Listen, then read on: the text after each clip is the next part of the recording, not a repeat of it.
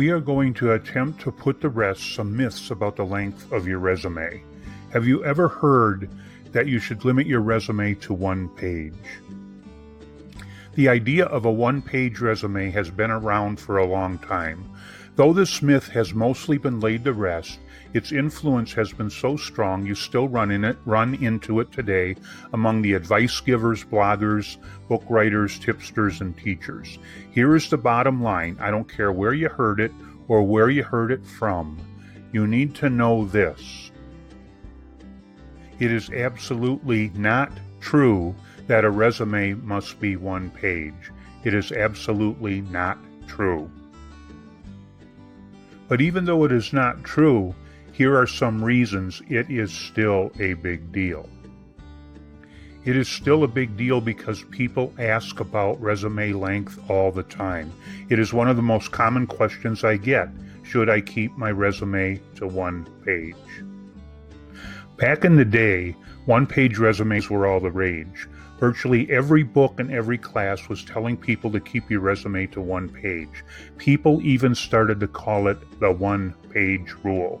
But like all fads, it came and it went. The justification for the one-page rule was that no one would read a longer resume. It is still a big deal because it is still being taught to entry-level candidates. In high schools, tech schools, colleges, universities, government job centers, the one-page rule is alive and well. I recently sat in on a class where the first thing the instructor said is that a resume must be one page. Now, a one-page resume might be good for a new graduate with little or no work history, but if you have a rich work history, it is a horrible idea.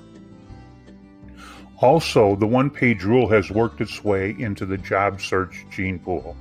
We will have to live with the idea that some people will preach and teach the one-page rule. There is no getting around that. So that is why the so-called one-page rule is still a big deal. So what is wrong with the one-page rule? That is a good question. First of all, trying to trick someone into reading your resume by making it shorter simply does not work. Call any successful marketing company and they will tell you what they know to be true. Long copy sells. When I point that out to my clients, I get pushback in the form of this question. They ask, I've heard you usually write 2- and 3-page resumes. I've read that if a resume is more than one page, it will not get read. Who is going to read a resume that long? I can't tell you how many times I've been asked that question by incredulous clients who have been taught to believe in the one-page rule. Here's the answer to the question, who is going to read a longer resume? And the answer is extremely important. The people most likely to read a longer resume are the most important people in your job search. They are the people most likely to offer you a job. It is the interested people who read longer resumes. They are the ones who want more information about you, not less. Look, research and common sense tell us that even the best written resumes in the world will often get nothing more than a passing glance as they are set aside or thrown away.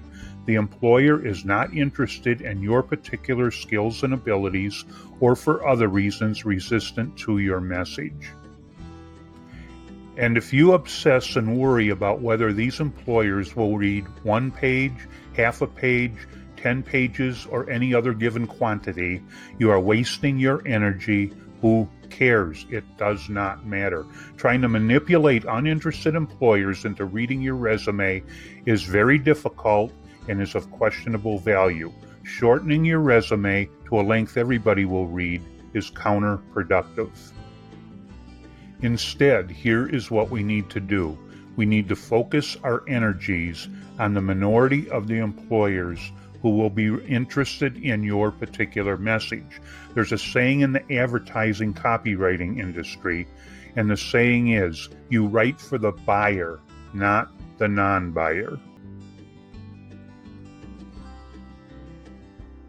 Join us at careershaperresume.com. Subscribe and leave your comments and suggestions. They do get read.